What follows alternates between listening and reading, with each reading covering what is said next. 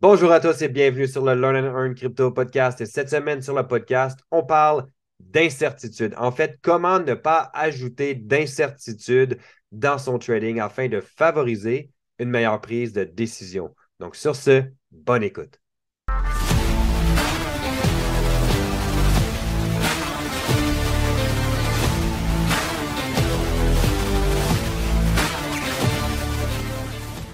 Le mindset, c'est aussi suivre son plan de trading.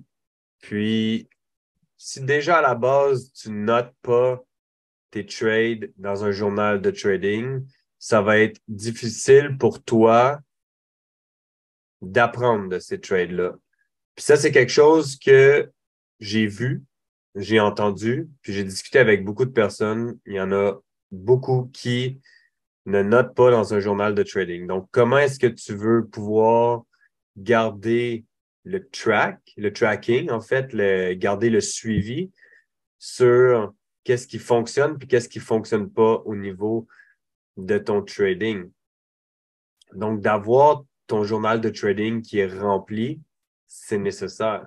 C'est nécessaire pour toi pour apprendre, pour savoir qu'est-ce qui est bon, qu'est-ce qui est moins bon, qu'est-ce que tu dois réajuster pour avoir de meilleurs résultats au final. Puis là, je parle de plan de trading parce que un des points aujourd'hui qui est ne pas ajouter d'incertitude revient sur le plan de trading. Pourquoi? Parce que vous avez votre stratégie que vous développez, vous avez votre stratégie que vous mettez en place à l'heure actuelle.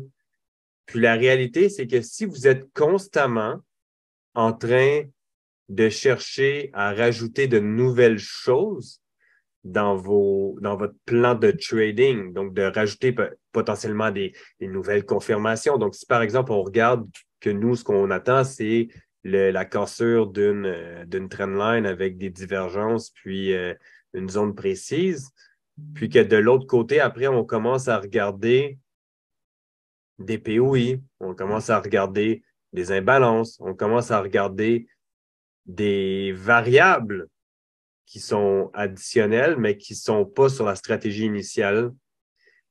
C'est là que vous allez sortir, mais en fait, vous allez avoir de l'information additionnelle qui sort des paramètres de votre trading actuel, qui fait en sorte que vous allez prendre une décision. Donc, vous ajoutez des variables qui n'ont aucun lien avec votre plan de trading. Puis ce que ça va faire, c'est que ça va juste vous amener à la confusion.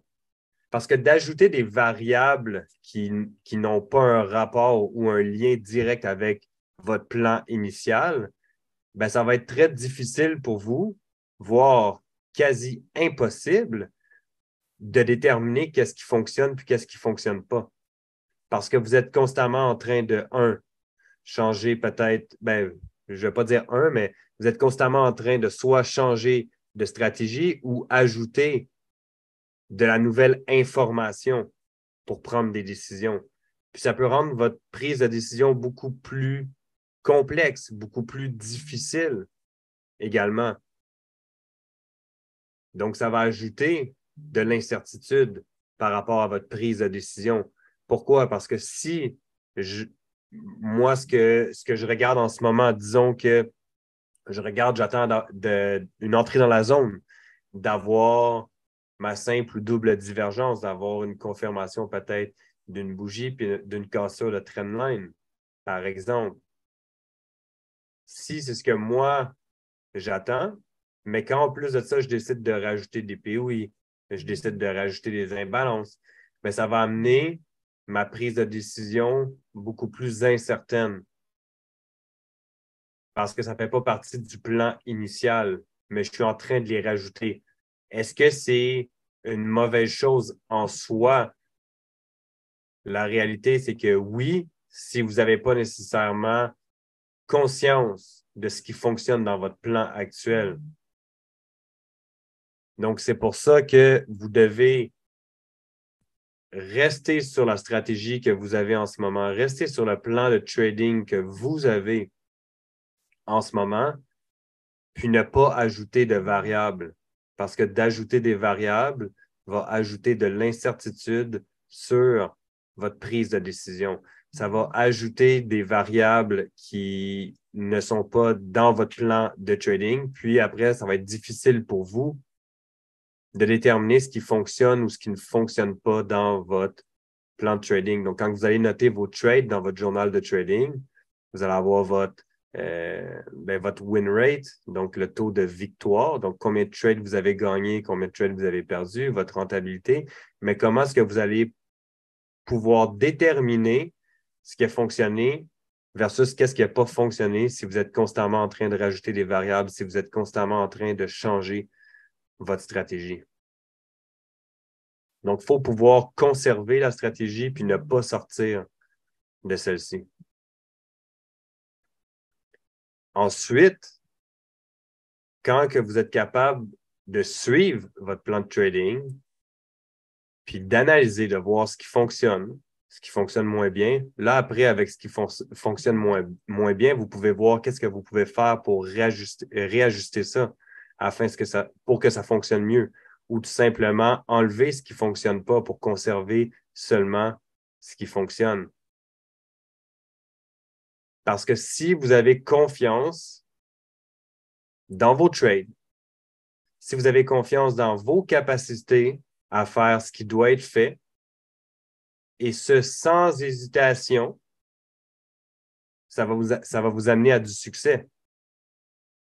Puis ça revient à ce que je disais un peu plus tôt, parce que vous n'ajouterez pas de variables qui va faire en sorte que ça va être difficile pour vous de déterminer ce qui fonctionne ou ce qui ne fonctionne pas.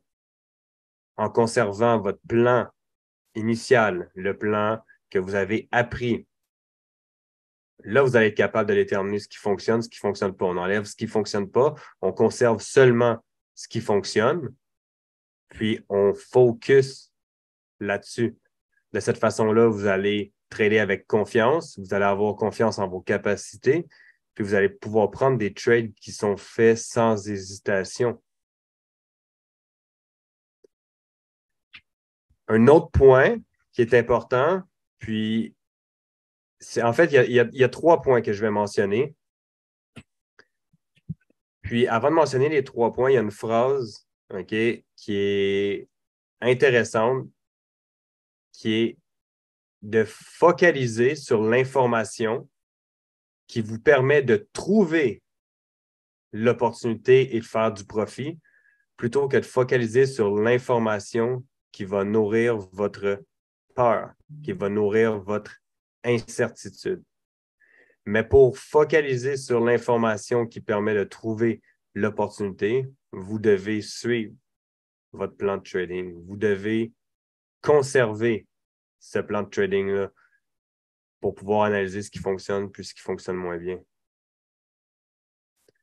Donc, recherchez, en fait, focalisez, mettez votre attention sur l'information qui vous permettra de trouver des opportunités pour faire du profit plutôt que de focaliser sur l'information qui va vous permettre de nourrir votre peur. Mais si vous ajoutez constamment des variables, ben, ça va être beaucoup plus facile de nourrir votre peur parce que vous allez agir avec incertitude.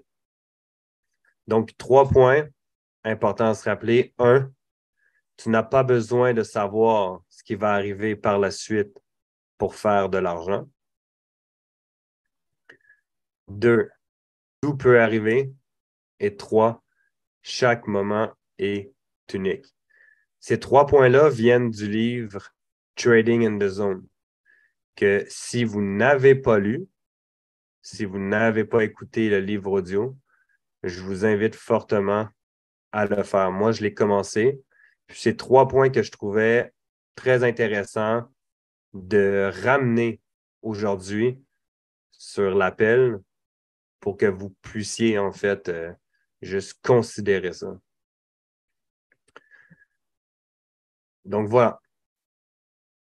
Ne pas ajouter d'incertitude. Donc, juste pour faire un petit recap,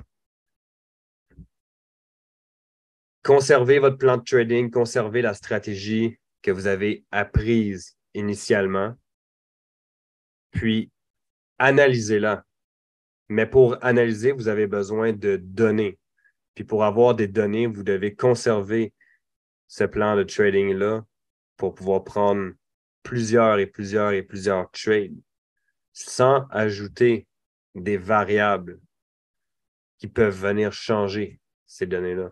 Parce que définitivement, si vous prenez, je ne sais pas, 30 trades, puis ensuite vous décidez d'ajouter des variables, donc d'ajouter, OK, je vais prendre une confirmation de plus, je vais prendre ci, je vais prendre ça, puis vous changez votre plan de trading, mais ça va être difficile après pour savoir ce qui fonctionne vraiment bien, puis ce qui ne fonctionne pas, tout simplement. Donc, évitez d'ajouter de l'incertitude, puis conservez votre plan initial. Si vous avez confiance en vos trades, si vous avez confiance en vos capacités, ben vous allez prendre des décisions qui sont sans hésitation, puis c'est ça qui va vous mener à avoir du succès en trading. Je sais que parfois, on veut absolument avoir le plan parfait, avoir un meilleur taux de réussite, avoir une rentabilité plus élevée, puis c'est normal. Mais vous ne pouvez pas chercher à modifier ou à corriger quelque chose que vous n'avez pas mis en pratique, puis quelque chose que vous n'avez pas pris le temps d'analyser.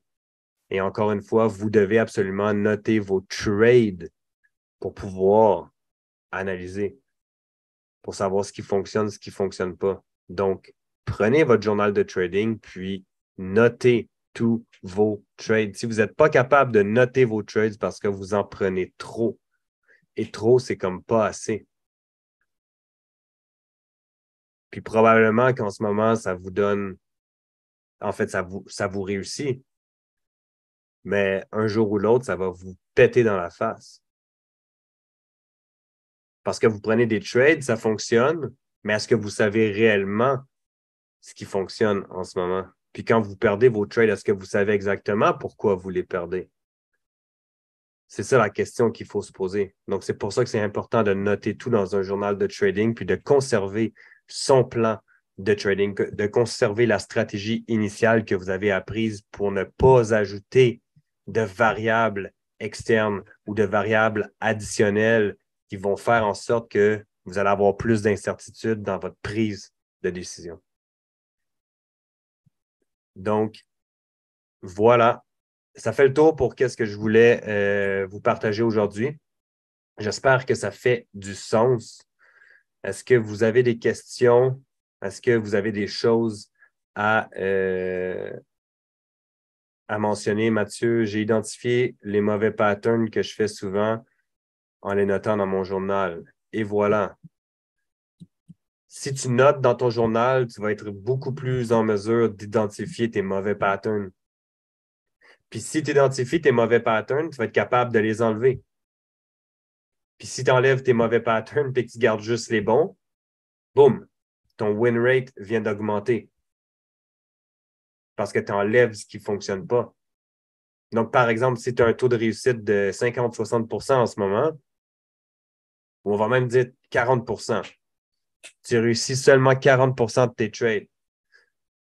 Mais si tu regardes ce qui ne fonctionne pas, puis tu enlèves ce qui ne fonctionne pas pour conserver seulement ce qui fonctionne, tu vas probablement passer de 40% à 60, 70, 80% de win rate parce que tu as enlevé ce qui ne fonctionne pas, tout simplement.